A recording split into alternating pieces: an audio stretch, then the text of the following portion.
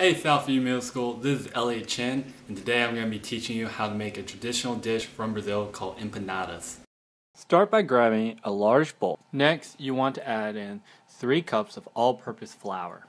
Afterwards, go ahead and add half a teaspoon of salt, 1 teaspoon of baking powder, and as an option, you can add 1 tablespoon of sugar. I did not use sugar in my recipe, but if you want to, all this is going to do is add a bit of sweetness. Want to mix it?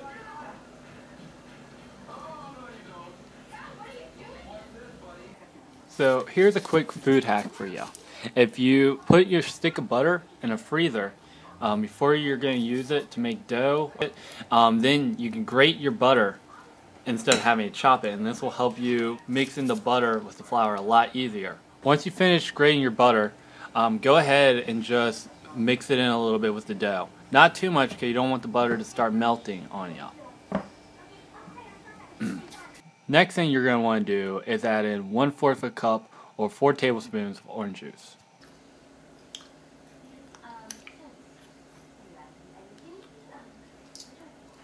And now you're going to start adding 2/3 a cup of sparkling water, or you could just use still water. And what you're going to want to do is just pour a little bit in and then mix it some.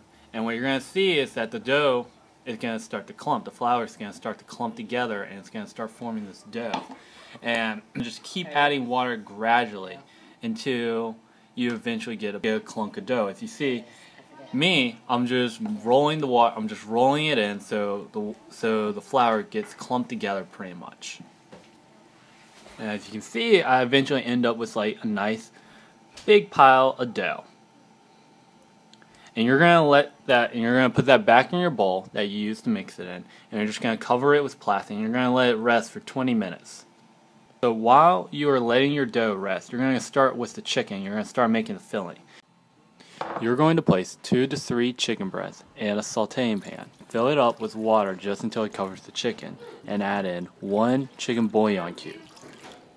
Next, you're just gonna put the pan on the stove and cook the chicken in the water until it's completely done.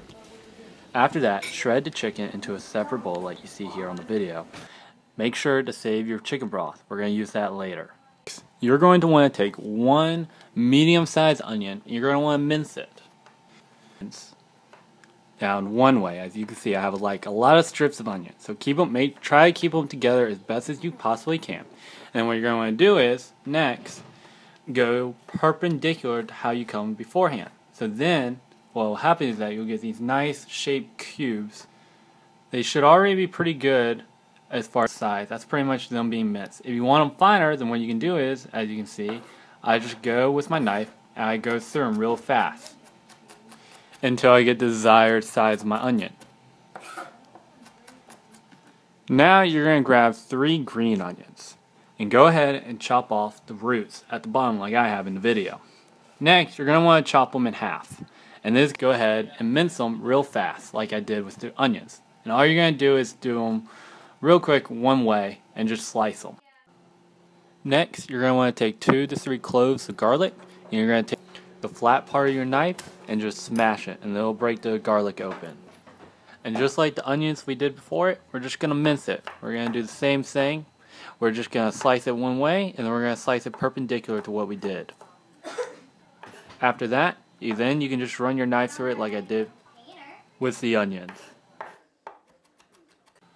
Now, heat up 2 tablespoons of vegetable oil and sauté the vegetables you just chopped until they're soft. Now, you're going to go ahead and add 1 cup of that chicken broth that we used to cook the chicken in. 1 teaspoon of oregano, half a teaspoon of chili powder, 2 tablespoons of tomato paste,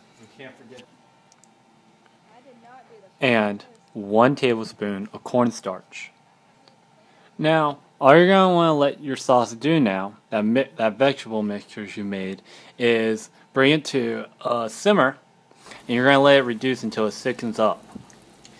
If you're having trouble letting it reduce and it's not thickening up, go ahead and add a little bit more cornstarch. It's a natural thickening agent, so that should help it.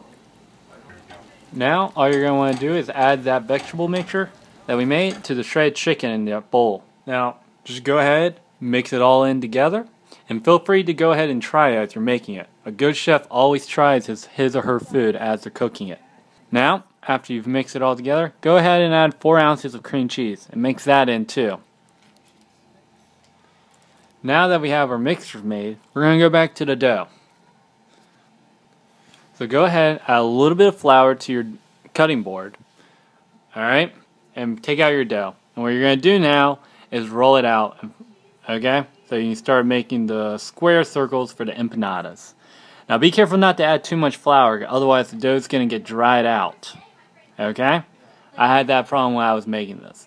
So what you're going to want to do is you're going to take your rolling pin. If you don't have a rolling pin, you can easily use like a wine bottle.